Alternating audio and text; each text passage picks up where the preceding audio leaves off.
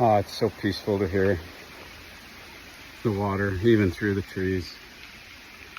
Just the refreshing sound of it, especially being from the desert. It's such a valuable resource. Just love to hear it.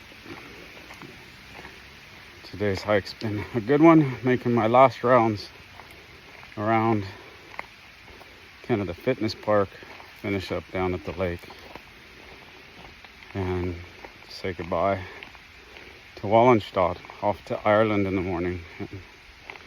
Kind of a chaotic one. My sponsor broke her arm, so those of you that pray, keep her in your prayers. But we'll get through it. Thanks to lots of other people filling in the gaps to help out. So it takes a village. I thank you all out there. I thank you for sharing these videos, for liking the videos, for commenting on the videos. It's been a little stagnant lately for me on here. So when I hear your thoughts in person or on the channel, I really appreciate it. It does help get it out to others, but most of all, I'm just glad it helps. Here's one of the fitness things in the park. So we're off to do some fitness.